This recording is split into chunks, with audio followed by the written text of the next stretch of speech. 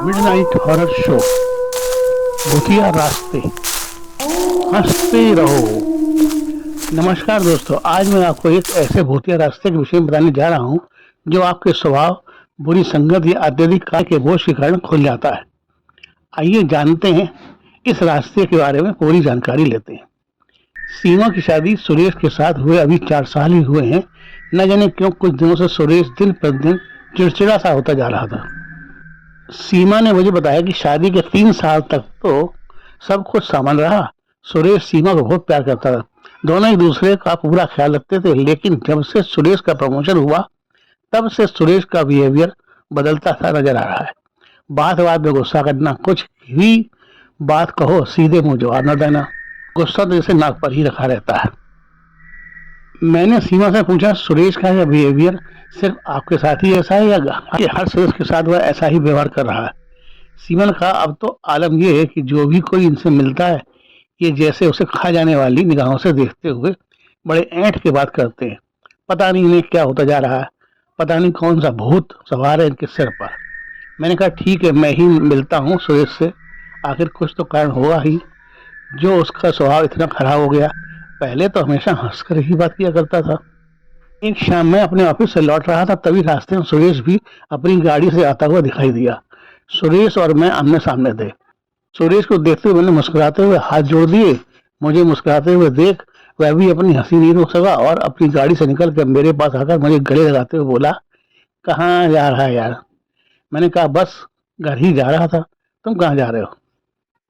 सुरेश बोला, मैं भी घर ही जा रहा हूँ, आओ चलते हैं। मैंने पूछा, कहाँ?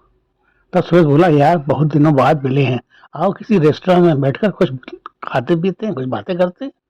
मैंने कहा, चल। हाँ, तो उससे कुछ बात भी करनी है, चलो बैठते हैं।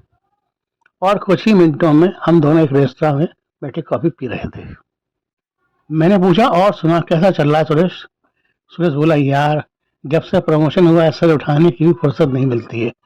जब से ऑफिस की सीट पर बैठता हूँ काम खत्म होने का नाम ही नहीं लेता। पता नहीं इतना काम कहाँ से आ जाता है। फाइलें हैं कि खत्म होने का नाम ही नहीं लेती। शाम होते होते इतना थक जाता हूँ कि घर पहुंचकर कोई खाने पीने की इच्छा नहीं होती।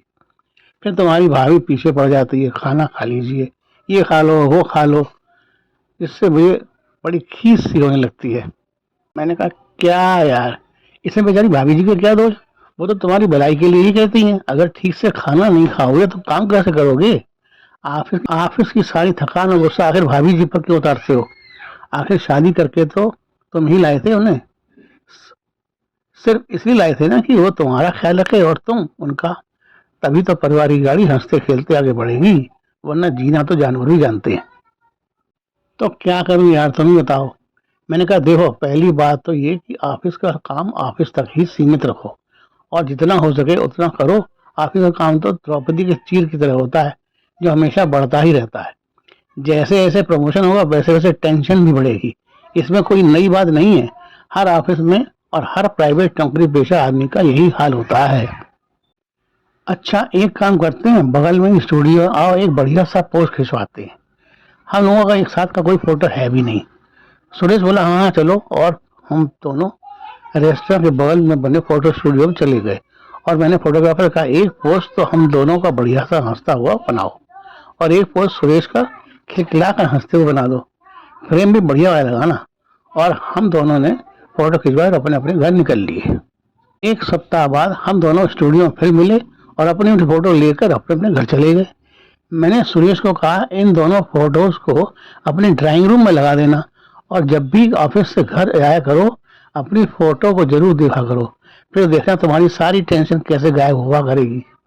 मेरी बात सुनकर सुरेश बोला, अगर ये बात है तो अभी जाकर मैं इन दोनों फोटो को लगा देता हूँ।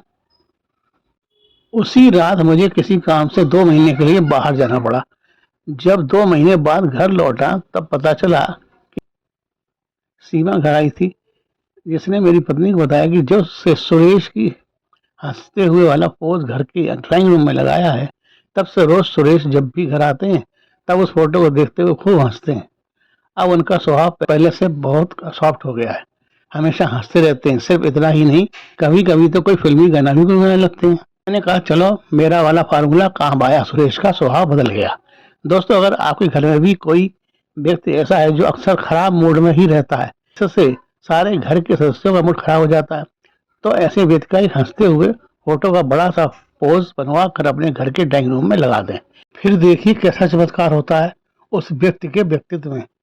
इसी के साथ कल फिर मिलेंगे एक नए भूतिया रास्ते के साथ। नमस्कार।